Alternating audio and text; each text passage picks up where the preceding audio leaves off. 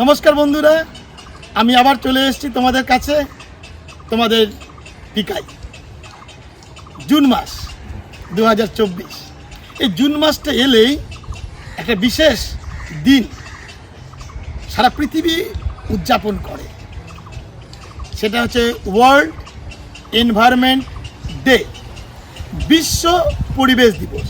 আর জানো তোমরা, সারা পৃথিবী এই দিনটাকে উদযাপন করে।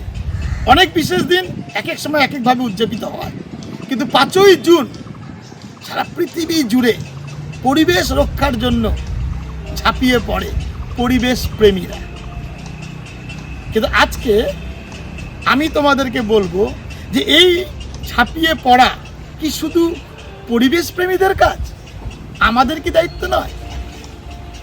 আমাদের দায়িত্ব এই পরিবেশকে রক্ষা করা। আর এই দায়িত্ব কোনো স্বেচ্ছাসেবী সংগঠন দেয়নি, এই দায়িত্ব কোনো সরকার থেকে আমরা পাইনি, এই দায়িত্ব কোনো রকম বুদ্ধিজীবীদের দ্বারা, পলিটিশিয়ানদের দ্বারা উদ্বুদ্ধ হয়ে আমরা পরিবেশ রক্ষা করতে এগিয়ে আসি।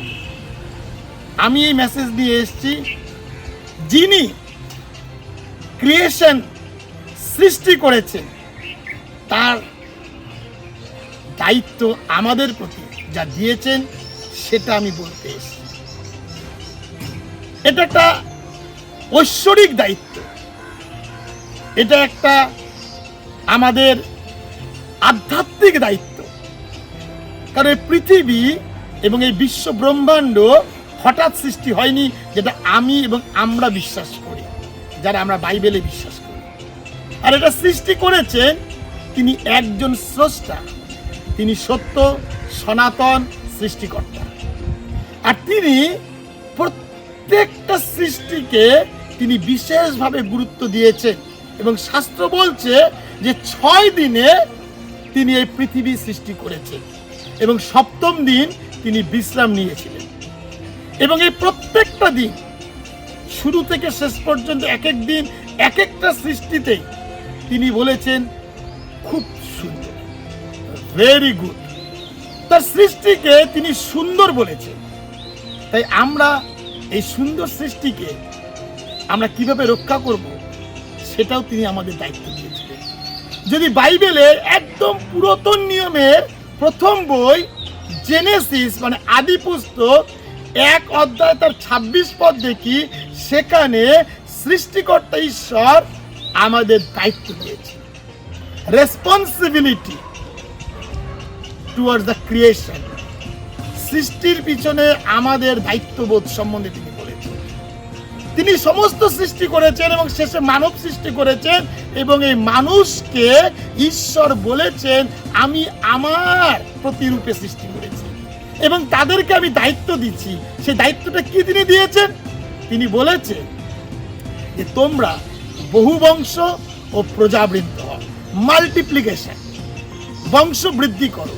এবং তারপর তিনি বলেছেন যে 26 পদে যে দেখি যে সমুদ্রের মাছ, আকাশের পাখি, পশু, বুকে হাঁটা প্রাণী এবং সমস্ত পৃথিবীর উপরে রাজত্ব করুক।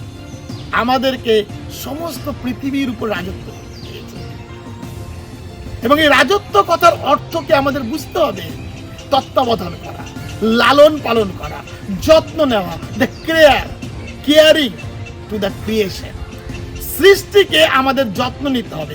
আমাদেরকে বলছে যে কি, কমিউনিটিকে স্প্রেড করতে, মাল্টিপ্লিকেশন, বংশ বৃদ্ধি করো, দ্য কেয়ারিং দ্য কমিউনিটি।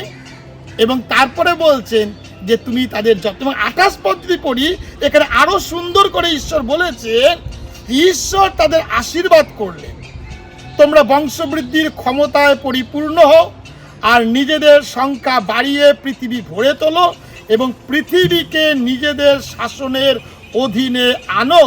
এছাড়া তোমরা সমুদ্রের মাছ, আকাশের পাখি এবং মাটির উপরে ঘুরে বেড়ানো প্রত্যেকটি জীবন্ত প্রাণীর উপরে রাজত্ব করো। রাজত্ব করার অর্থ কি? দায়িত্ব নেওয়া। রাজত্ব করার অর্থ এই নয় যে আমরা সেটাকে ধ্বংস করব।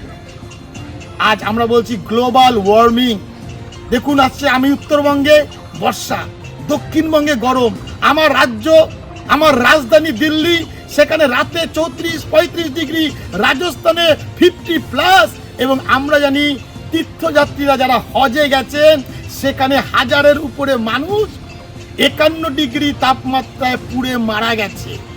তার মধ্যে আমার ভারতীয় প্রিয়জনদের 100-র উপরে নাম্বার। ভাবতে পারেন? অনেকে বলছে প্রকৃতি নাকি এখন ক্ষেপে গেছে, অভিশাপ। ঈশ্বর প্রতিশোধ নিচ্ছে। তার কারণ আপনি এবং আমি। কারণ যে দায়িত্ব, যে রেসপন্সিবিলিটি আপনার এবং আমার সৃষ্টিকর্তা দিয়েছিলেন, যেটাকে পালন করতে, যেটাকে কেয়ার করতে, আমরা সেটাকে ধ্বংস করছি। আসুন, জুন মাসের শেষে আরেকটি বার প্রতিজ্ঞা নেই।